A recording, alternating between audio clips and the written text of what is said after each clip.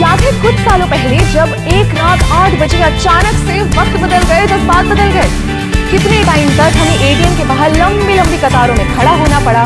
Notes बदलने के लिए बैंक के चक्कर लगाने पड़े क्योंकि 500 और 1000 की नोट बंद हो गए थे। अब उस समय की परेशानी को आप और मैं बहुत अच्छे से जानते हैं और जाहिर है कि तब से हम हर तरीका आजमाते हैं कि उस सिचुएशन में वापस ना जाना पड़े। मगर अगर उस समय हम ब्लॉकचेन टेक्नोलॉजी यूज कर रहे होते तो शायद उतना नुकसान नहीं सहना पड़ता। नमस्कार, स्वागत है आपका जी के डिजिटल शो पर। मैं हूं पलक यादव और आज हम बात करेंगे क्रिप्टो करेंसी के एक बहुत अहम पहलू पर जिसका नाम है ब्लॉकचेन। अब क्रिप्टो तो हम समझ गए, मगर ये सवाल आपके मन में जरूर आया होगा कि आखिर जितनी भी क्रिप्टो से होने वाली ट्रांजैक्शंस हैं उनका रिकॉर्ड कैसे रखा जाता है या उन्हें सिक्योर कैसे किया जाता है, या जो हमने क्रिप्टो की डिसेंट्रलाइज्ड होने की पिछले वीडियो में बात की थी, आखिर वो कैसे पॉसिबल है। इस सब का एक ही जवाब है ब्लॉकचेन। ब्लॉकचेन एक बड़ा सा बटा हुआ डेटाबेस है जो हजारों लाखों कंप्यूटर्स में शेयर होता है और ये सारे कंप्यूटर्स आपस में कनेक्टेड होते हैं।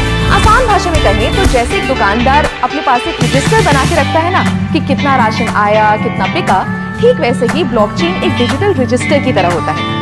अब वैसे तो ब्लॉकचेन का कई सेक्टर्स में इस्तेमाल हो सकता है, मगर ये हाल ही में सबसे ज्यादा पॉपुलर हुआ क्रिप्टो करेंसी से होने वाली ट्रांजैक्शंस के लिए। वैसे तो ब्लॉकचेन एक एक्सपेरिमेंट के तौर पर 1991 में आया था, मगर इसका इस्तेमाल शुरू हुआ 2009 में जब बिटकॉइन आया। जी हाँ, कुछ सुना लगा। सातोशी नाकामोटो ने जब 2009 में बिटकॉइन शुरू किया, तब ही बिटकॉइन के आसपास उन्होंने ब्लॉकचेन का कॉन्सेप्ट यूज किया। चलिए इसको जरा ऐसे समझते हैं। फर्स्ट कीजिए, आपने बिटकॉइन से कुछ खरीदा या बिटकॉइन खरीदा, तो ये जो ट्रांजैक्शन हुई, ये इंफॉर्मेशन एक ब्लॉक के फॉर्म में बन के सेव हो गई। फिर आपने उस बिटकॉइन को बेचा तो फिर से एक ब्लॉक बन गया। अब ऐसे ही आप जितनी बार ट्रांजैक्शंस करेंगे तो उसका एक ब्लॉक बनता जाएगा और वो सारे ब्लॉक्स एक चेन से जुड़ते जाएंगे, इसलिए इसका नाम है ब्लॉकचेन। सिंपल। मगर ये हमारे ट्रांजैक्शन यानी लेन देन के डेटा को सेव कैसे रखता है? हर एक ब्लॉक की अपनी आइडेंटिटी होती है। जैसे आप और मेरा फिंगरप्रिंट कभी सेम नहीं हो सकता, वैसे ही हर ब्लॉक को एक की मिलती है जो उसकी अपनी होती है और सबसे अलग होती है। क्योंकि ये डिसेंट्रलाइज्ड होता है, तो अगर इस चेन के किसी ब्लॉक में कोई दिक्कत भी आती है तो बाकी ब्लॉक्स पर कोई फर्क नहीं पड़ेगा। ब्लॉकचेन एक ऐसा सिस्टम है जिसे हैक करना, हटाना या चेंज करना लगभग नामुमकिन है।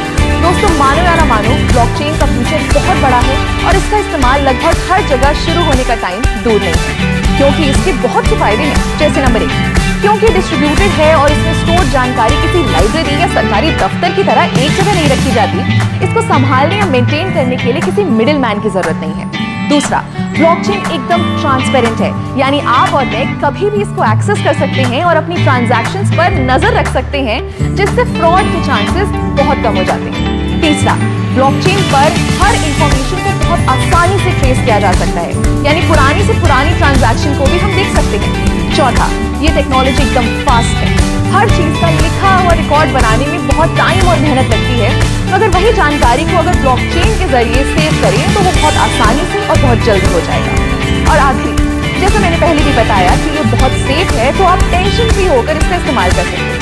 क्या आपको पता है, बहुत से भारतीय बैंक ने ब्लॉकचेन टेक्नोलॉजी को ऑलरेडी यूज करना शुरू कर दिया है, जैसे ई-केवाईसी के लिए, ई-सिग्नेचर के जरिए ऑनलाइन डॉक्यूमेंट से कागजात वेरीफाई करने के लिए, कमर्शियल लेटर्स बनाने के लिए इत्यादि।